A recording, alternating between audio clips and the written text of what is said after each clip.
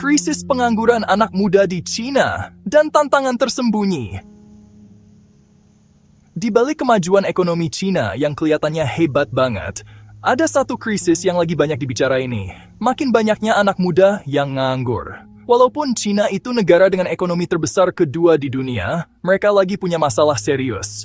Nah, di bulan Agustus 2024, angka pengangguran anak muda usia 16-24 tahun di sana itu nyampe 15,8%. Ini angka paling tinggi loh, sepanjang tahun itu.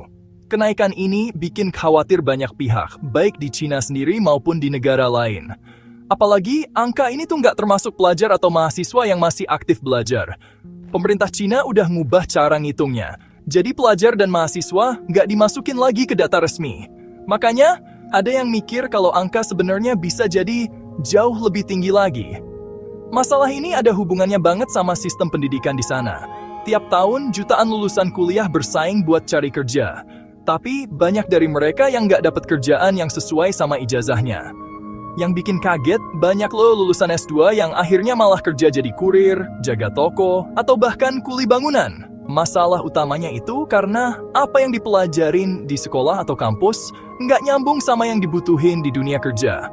Pendidikan tinggi di China sering dibilang terlalu banyak teori, jadi kurang ngajarin keahlian praktek yang sebenarnya penting banget buat kerja di industri. Karena persaingan yang ketat banget dan kesempatan kerja yang sedikit, banyak mahasiswa S1 yang akhirnya milih lanjut S2. Tujuannya, biar nggak langsung cari kerja dulu. Ini nunjukin kalau sistem pendidikan jadi kayak tempat pelarian sementara dari susahnya cari kerja. Tapi ini bukan solusi buat selamanya. Nanti kalau mereka lulus S2, ya masalahnya sama lagi, susah cari kerja yang pas sama ijazahnya. Buat ngatasin masalah ini, pemerintah China udah ngelakuin beberapa hal.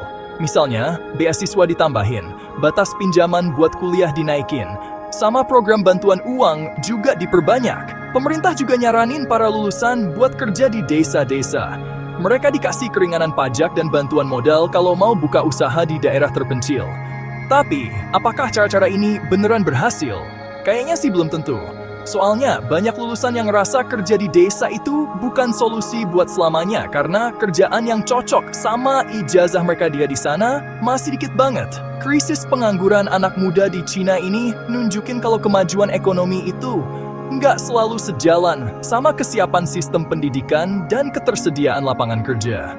Negaranya mungkin bisa ngeluarin jutaan lulusan tiap tahun, tapi gagal nyiapin tempat buat mereka biar bisa sukses.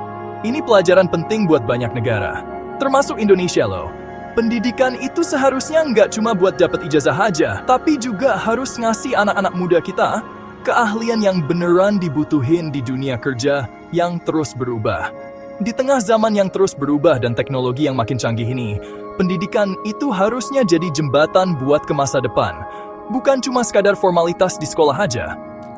Jika kamu suka dengan video ini, jangan lupa like, comment, share, dan subscribe agar tidak ketinggalan video pembahasan menarik lainnya.